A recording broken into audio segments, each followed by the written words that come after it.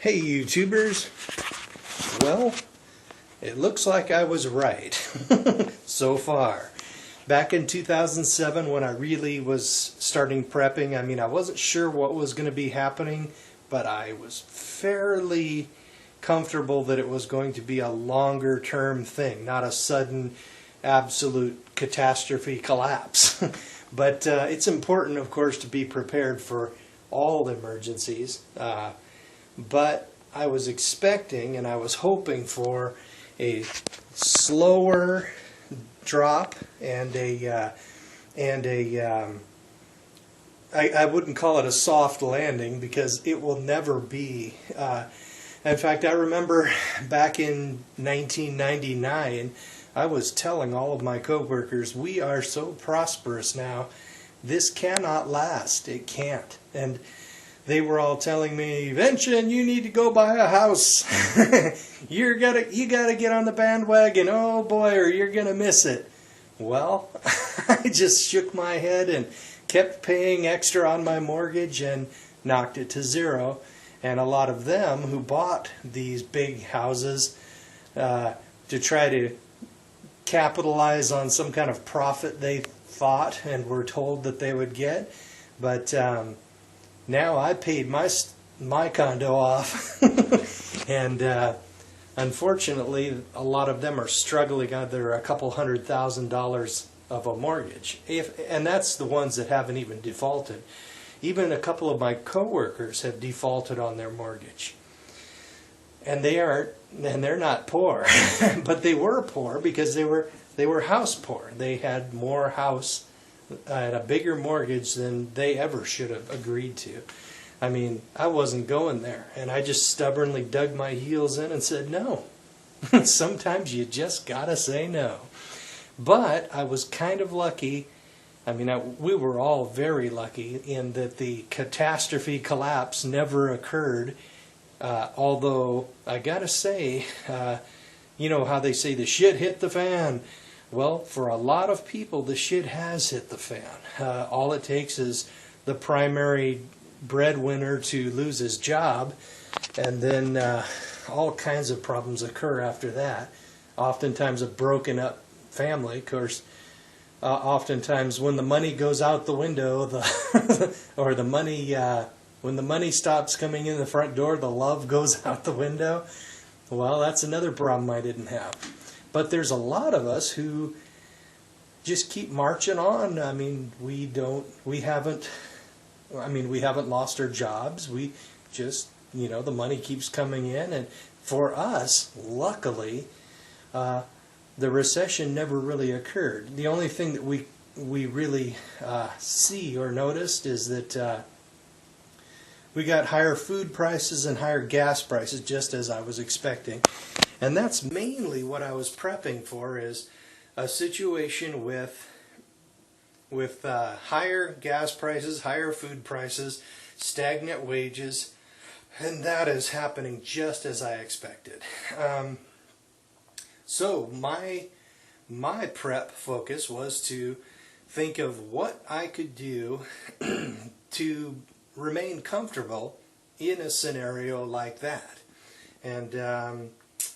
And so far I've got a pretty good setup. First of all is get rid of all debt. Check, I've got that done. Second is to find efficient ways of getting around. I'm working on this one for my dad, but this one in here is going to be my very cheap transportation if gas really starts getting expensive sometime soon. We have about a 2400 watt electric motor, and I live on a wicked steep hill, but this thing will push me up that hill with almost no pedaling. Little cruise control right here, and a little hand throttle. And there's the wheel spinning. Little ignition key. It's not much of a security measure, but better than nothing. So that's my way. That's for an emergency, sort of a long poverty situation.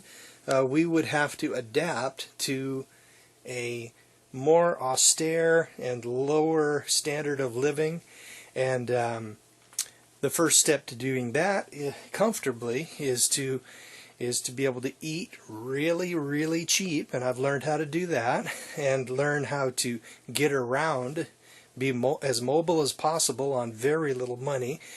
And if we get in a situation where the utilities start failing or becoming intermittent, I can of course charge this electric bicycle at work.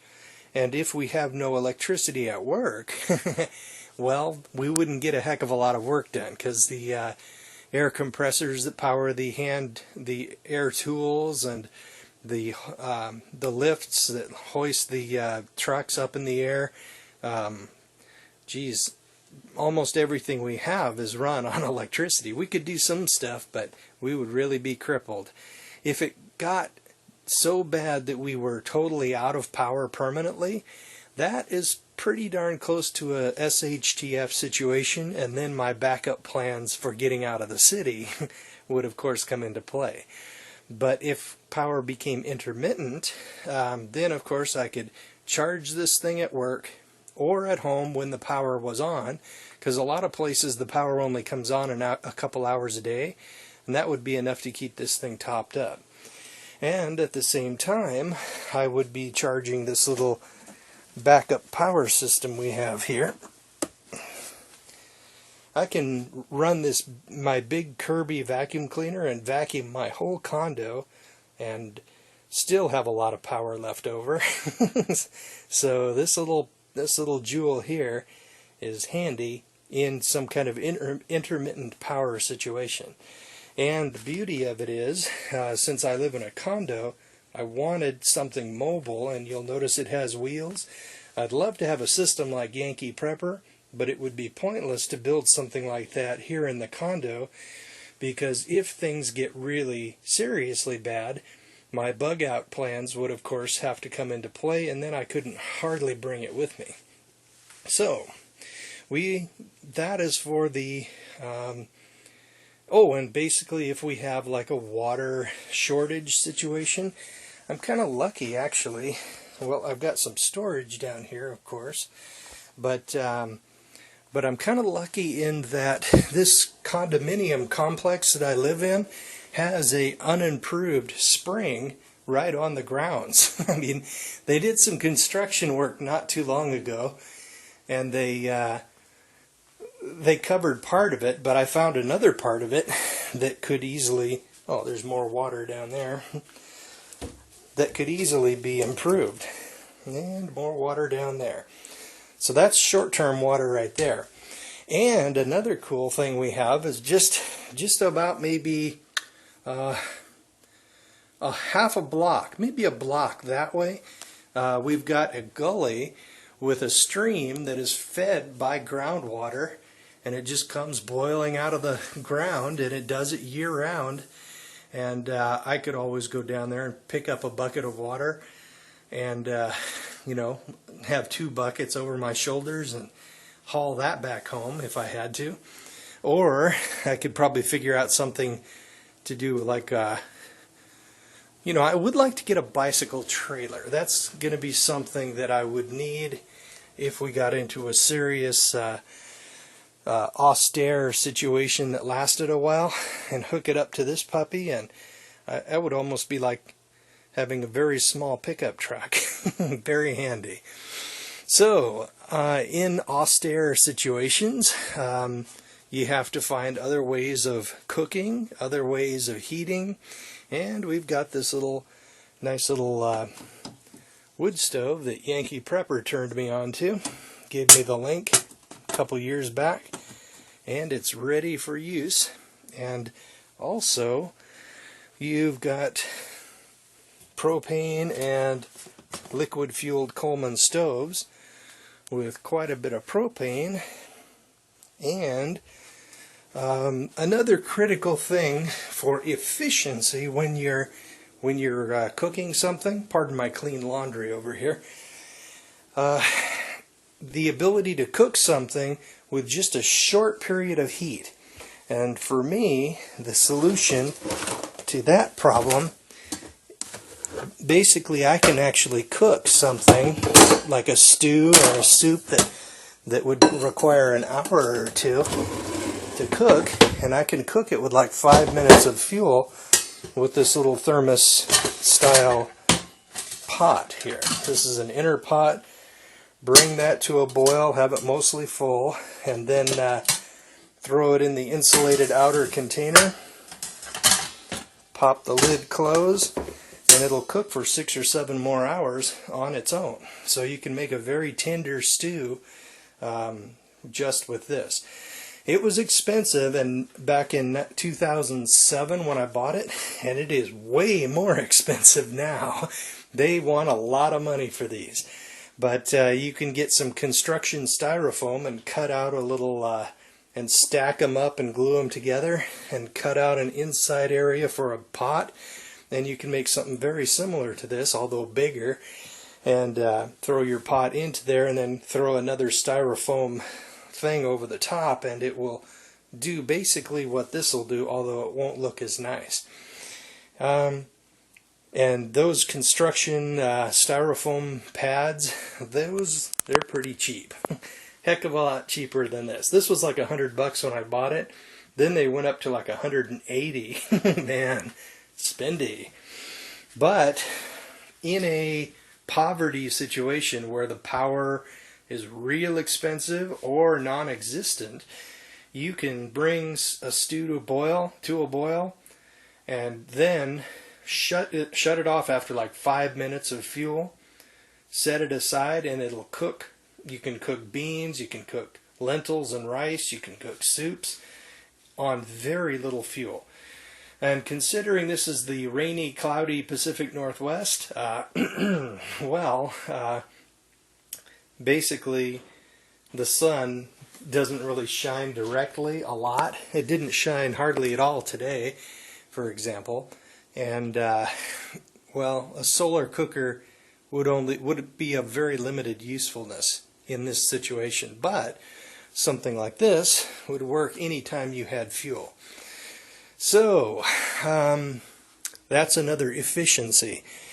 But now that is the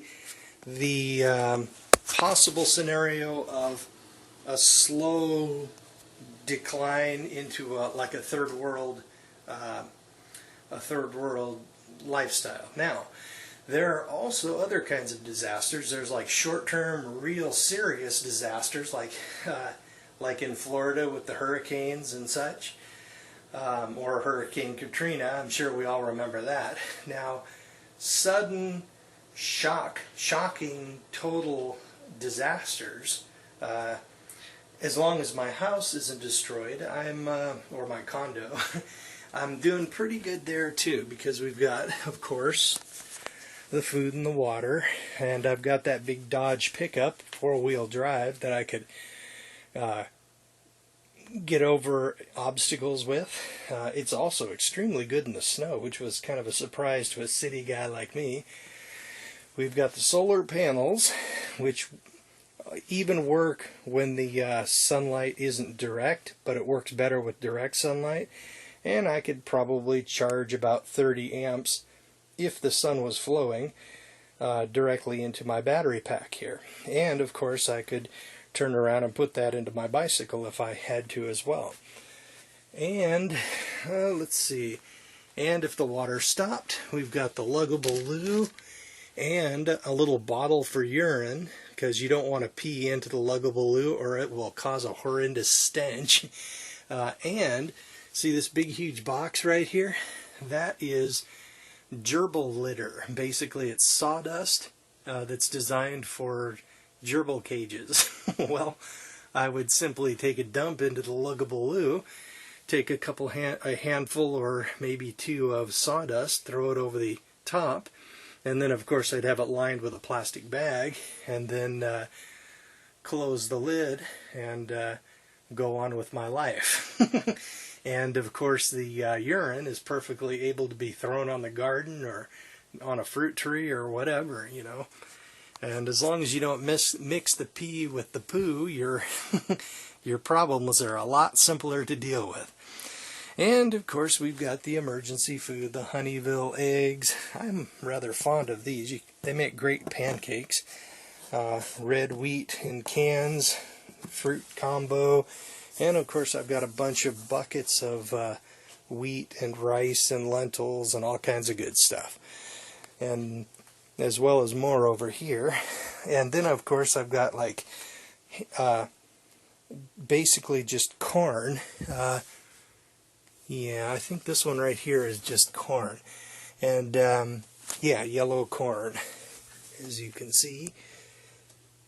But what that is for is basically to, when the beggars start coming around, I can give them a little baggie full of corn and tell them to boil it up like oatmeal, and and say that I'm down to the corn, and basically it wouldn't be very good, but it would help them, and it would be very boring. It's not like I would be handing out really good stuff, but I'd say I'm down to the corn and this is all I can afford, you know. And that's if I found the situation appropriate to have charity. If I didn't, I'd probably have to go on a crash diet because nobody would believe I'm hungry. So that is a sudden crash, economic crash, or super disaster situation like a big earthquake. And of course, if that went on too long, a sudden disaster, that's when the bug out scenario would occur. As you can see in my room here, pardon the mess, we've got the emergency binder right here, and in there we've got plans. Well, we've got 3 ways of getting to my bug out location printed out, and 2 of which I've actually driven, and they are both, and 2 of those are non-highway, you know, non-freeway, so I could get there on the side streets and little country roads and little arterials and such. So that would be a way of getting there.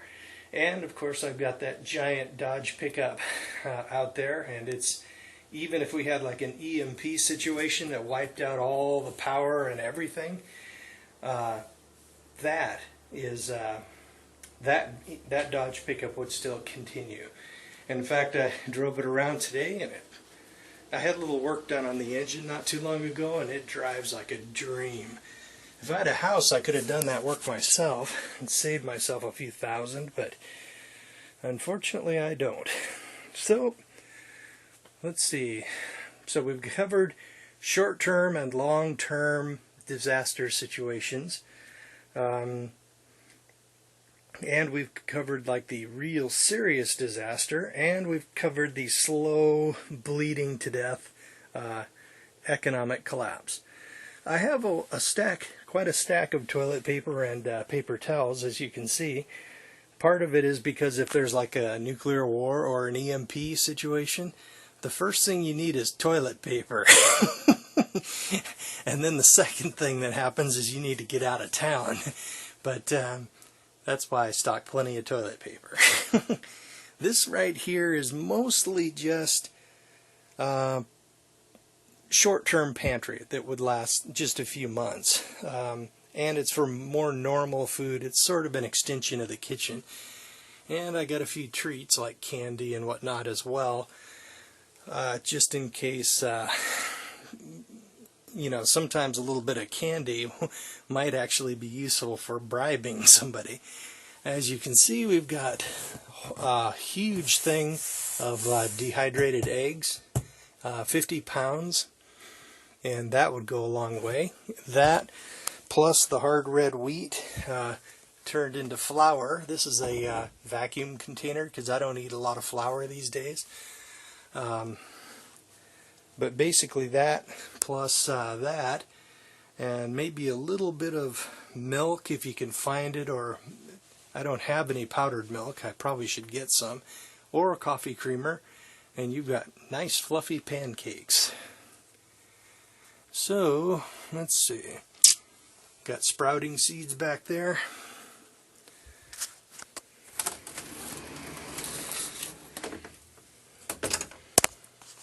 More hard red wheat, a lot of salt, Crisco, a lot of rice, white rice, a lot of beans back there, and a lot of fancy rice mix up here in vacuum or evacuated bags here.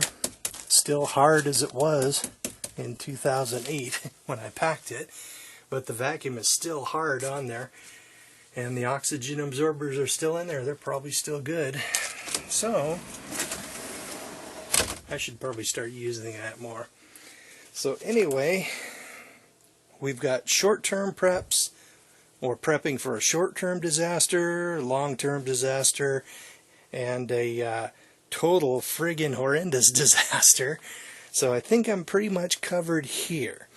Now, of course, if I had to bug out to my family home way out in the sticks, I wouldn't be as prepared as I could be because I don't have a lot of things like potatoes to plant with. I don't have a lot. I mean, I have emergency seed packages back there, and of course I've got my deck garden, but and with that duckweed situation, that duckweed doubles in I think it was 48 hours if it has direct sunlight and good nutrients. And basically it has a lot of protein and it's got some carbs. So that might actually be not really a staple crop, but it would be a good bonus. So anyway, in fact, like the Native Americans, they actually used to skim the top of surfaces of lakes and ponds for that slime, scum, algae, and duckweed, and they would actually cook that up. It wasn't their favorite food, but it kept starvation at bay when they were suffering lean times. And that and a bunch of trenches lined with plastic, some water thrown in there, and they have local sources of water there. In fact, probably about not too far away, like 400 or 500 feet max, there's a gully with a little stream. Dig down a little bit and you'd probably have a year-round water supply right there, even in the summer. So basically, that would take care of a lot right there. So basically, that is what I'm prepped for. I'm prepped mainly for the slow the